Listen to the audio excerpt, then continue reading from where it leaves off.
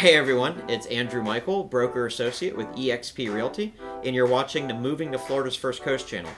Today, we're going to talk about the 8 things you need to know from a home inspector before purchasing a home that's a resale. Now, if you're looking to buy a new construction home, we did a video on that, so you can look for that video in our series and watch that. But if you're buying a resale, meaning a home that somebody has already purchased, that's what this video is about.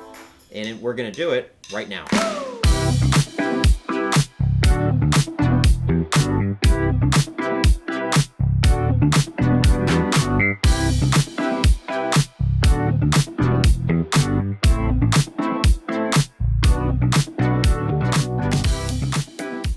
Alright, welcome back. My name again is Andrew Michael, and I'm the team leader for the Moving to Florida's First Coast team. We help families every day just like yours, whether you're no matter where you're moving from, and help you to have a smooth transition here to Northeast Florida. So whether you're looking to move immediately out to maybe, let's say, 100 days, we would love the call. So you can give us a call, you can shoot us a text message, or you can click on the link and just answer a few questions, and we'll set up a Zoom meeting so we can meet you virtually and see how we can help you.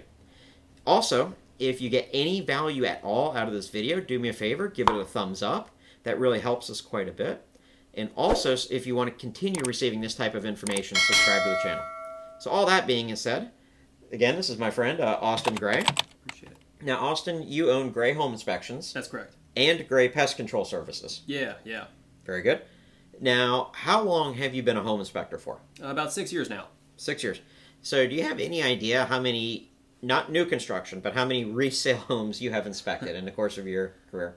Yeah, so our company has inspected over 10,000 homes now in the Northeast Florida area. Myself personally, I've completed over 3,000 home inspections. That's it? Couldn't do 4? Couldn't do 4. Couldn't do 4. All right. right. Well, 3, yeah. Hey, stopped at 3,000. There you go. Well, he's still going. Maybe he'll inspect your home. That's right. So, all right. So we're going to talk about the 8 things that buyers need to look at when they're purchasing a new construction home. Excuse me, a resale home. So number 1 is we're going to talk about unpermitted additions, not getting permits for roof and HVAC. Why is not getting a permit, why is that a problem for the next buyer? Yeah, I mean, basically, you just want to make sure that that work was performed by a licensed contractor in whatever facet or whatever portion of that home was done, either roof, HVAC, plumbing, electrical. You want to verify that that was done by someone who's licensed to do that kind of work. Gotcha. Now, have you ever seen, I'm going to ask a dumb question, but have you ever seen a roof that was not done by a professional and was not permitted and now is causing issues for a buyer? Every day. Every day? Just about every day. I actually saw a house once. The whole house was unpermitted. The guy applied for permits to do it himself. Yeah. They got denied, so he just built it anyway. I declined that listing, believe it or not. But anyway, okay. I believe you. Yeah. I was like, yeah, no. Yeah. Okay. So obviously so the number 1 thing we need to look for is any repair work, additions, anything that was not done with permits. Yeah. Number 2 thing, and keep in mind this is Florida, we are going to talk about evidence of termites.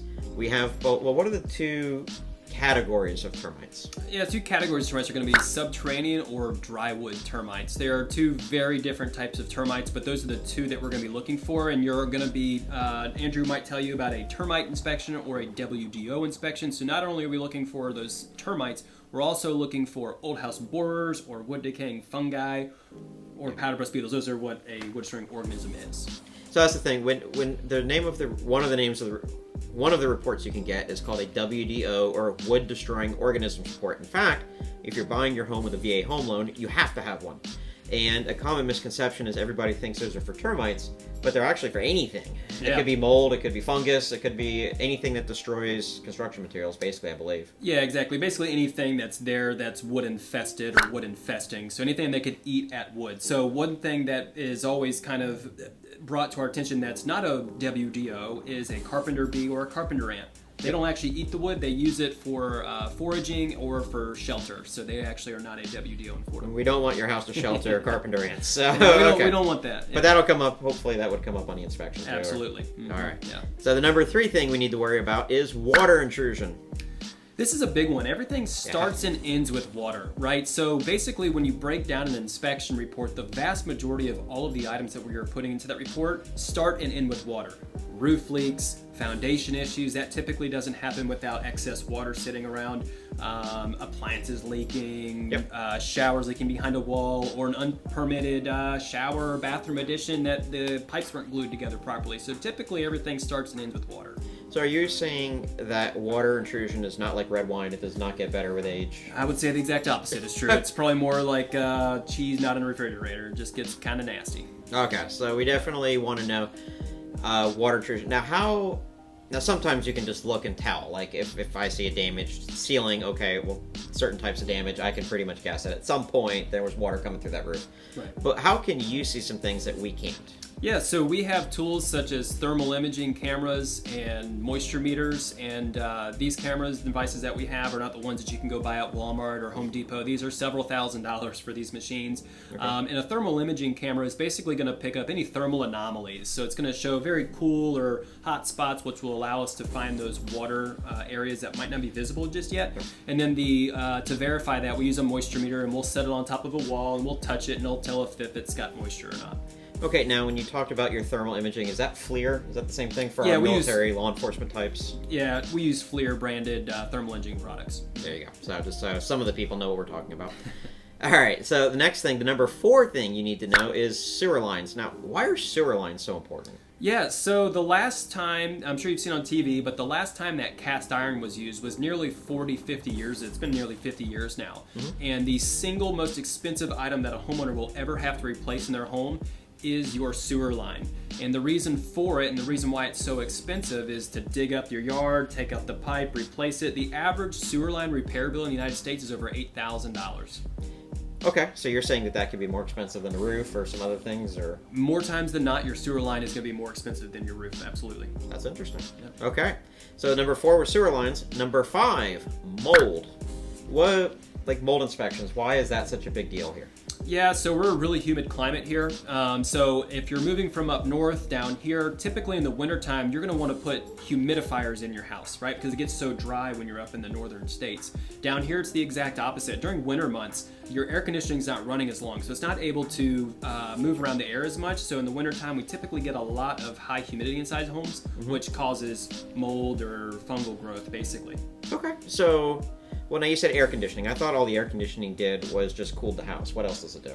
Yeah, so the most important thing that your air conditioning does aside from cooling your house is it draws the humidity out. And oftentimes what will happen is you'll have a air conditioning that will go bad, a new HVAC contractor will come in, and they'll just install a unit that the person wants. And if that unit is too large, it will cool your house down in 30 minutes, but it doesn't circulate the air enough.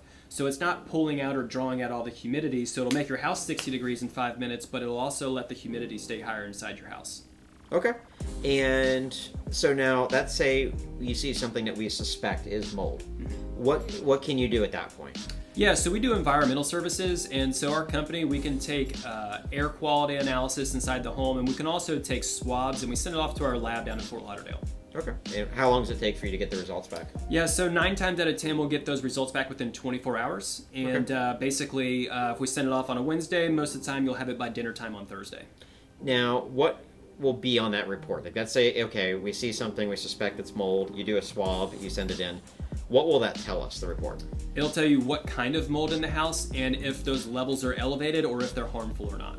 Okay, well, there you go. Now, would you say that many homes in Florida have mold, but it's not harmful? Yeah, so mold it's different for each of us, right? So I could walk into a house and my eyes could start watering and I could start having adverse reactions, but you would be totally fine. Okay. For the most part, the molds that we have are not that big of a deal, as mold is a natural thing in our life. If I was to swab your shirt right now, I would have some sort of mold. Anything that's elevated, we definitely want to pay attention to it and see what the root cause is. Most of the time, that's water. So if it's elevated, that's where we have an issue. Or if it's like on the surface of something growing, then that's... Okay. Yeah, and the lab will let us know if it is or not. Okay, well, very good. Next, we're going to talk about electrical. Like for electrical panels, what do we need to look out for? And when we're purchasing a resale, what is it we need to kind of have our eye on with that?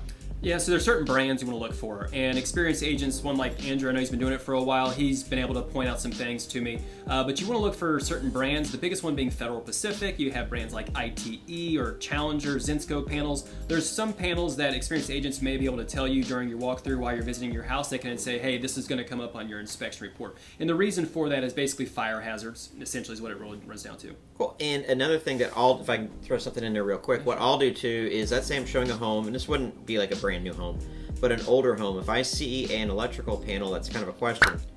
Obviously, to purchase a home with a mortgage, you have to get homeowners insurance. Correct. There's certain panels that you are not getting homeowners insurance if that house has it. So what sometimes I'll do is I'll actually take a photo of it and text it to an insurance agent or to Austin, depending on what the situation is, and find out if that's on the no-no list. And if it is, that's fine. We may still buy the house, but at least we know about it up front and we can deal with it. Mm-hmm. Okay, so we've got electrical panels. What other electrical issues are there that we need to look for? Yeah, so if the home was built basically anywhere between the late 60s and early to mid 70s, and even up until about 1978, they may have aluminum single-strand wiring. Now, homes today will have multi-strand aluminum wiring, and that comes from the meter to the main electrical panel you may have in your garage. But what you're looking for are the individual single-strand aluminum wires that connect your outlets to the main panel. Those are fire hazards. Those can be remedied. So if you purchase a home that has that, it comes up on your inspection report. Those can be fixed. So it doesn't mean that you need to run away, but it's definitely an item that you need to know about. Cool. And so, I mean, I know you're a home inspector. We're not talking about, but like, what's involved in fixing it? Do you have to rewire the whole house, or? So that's one route. Okay. Yep. So if you really want to, that's one route. But the second route is they have what's called a Lumicon connectors. There's other connectors, but Lumicons are the ones that are the most common in our area. And essentially what that does is it takes in kind of just pigtails, or it connects the copper to aluminum, and then it takes a new wire and puts it onto the breaker inside the panel. Okay, very good. And so we talked about electrical. So the number 7 thing that we need to talk about is appliances. Yeah. What do we need to look for when we're looking at a resale with appliances? Yeah, so we're going to go through all of your appliances with our thermal imaging cameras. We're going to have everything running, and what we're trying to do at this point is 2 things. One, we're trying to overload or stress the panel. We want to make sure that your electrical panel is not being overloaded from the devices that are in there. So sometimes what you might have on an older house is they may have had a 20 or 30 amp, a small breaker, and they're trying to put a brand spanking new oven on there, and can cause those breakers to overheat and cause a fire. So we're going to be running those things for an extended period of time while we're at the inspection, maybe for 2 hours. And by the time at the very end, we'll go through with our thermal cameras and make sure nothing's getting hot, and yeah, kind of protect you that way. So we're going to make sure they're running, but also we're going to lead back to the electrical, make sure they're not. Okay. Yeah. So it's not just the appliances themselves; it's how they interrelate to or if the electrical panel can support it. Yes, correct. Because if you have an older home, okay, well that makes sense. That's a good point. Now the number 8 is insulation. Now what do we need to worry about for insulation? Yeah, so homes in Florida that were built 50, 60, 70 years ago, some of those just flat out don't have insulation. Some of those, yeah, there are some that don't have any. Yep. Okay. And so yeah, they're still out there, believe it or not. Sometimes you run into homes that may have what's called vermiculite insulation. Now that vermiculite has traces of asbestos in it. As long as that insulation is not being tampered with, you can put new insulation over the top of it and it's fine. There's no issues with that. But a lot of times too, you'll get into homes where you have insulation that in today's standards just wouldn't fly. So the homes take a lot more money and energy to keep your home comfortable. Gotcha. Okay. Now what about like if insulation, let's say the house is more modern than the ones that you just discussed. Can you look for some other insulation, like issues with the home? Like what kind of things could there be? Yeah, so one of those is basically, they call it floating the sticks, if you will. And when you get into your attic, you'll have a measuring stick and it'll show your inches, typically up to 20, 24 inches. And then commonly what you'll see is the person who's spraying the insulation in there, they have this gun and they're holding the hose and it's putting out insulation. What they'll do so it passes code when the inspector comes is they'll spray it right to that measuring stick on the truss. But 2 feet this way or a foot that way, when you put your measuring tape down in there, it may only be 4 inches, 6 inches, when you're really required to have 10 to 12 inches as a minimum standard now. So yeah, you'll find low areas of insulation quite frequently. And then what about if people have had work done on their home after it was built? So the builder did it correctly, put in the proper amounts of insulation for that time period. But if they had any work, could that also, and they had to go up in the attic? Yeah, so if they ever had a roof leak or any sort of work, addition, anything that was done in the attic, you may have contractors or the workers that were there that may have had to move the insulation out of the way in order to get to that area, and then they just either didn't put it back or forgot about it, something happened, but you can have hot spots quite commonly inside of a house that'll cause hot spots. You're like, why is my bathroom so hot all the time or so cold? And typically that's going to be your cause. Okay, well there you go. Well, thanks a lot. That's all 8 things that you need to know from a home inspector before purchasing a home in St. Johns County. Now, if you have any questions at all, feel free to make a comment. Either Austin or I, depending on what the question is, will answer it. And also, if it's overly technical, I'll still answer it. If it's a real estate type thing, I'll answer it. Yep. Also, too, if you got any value at all out of this video, do me a favor, give us a thumbs up. That helps us quite a bit. And if you enjoyed this video and you want to see more like it, subscribe to the channel. Thanks a lot. We appreciate your time and look forward to meeting you. Thank you. Here we go. All right.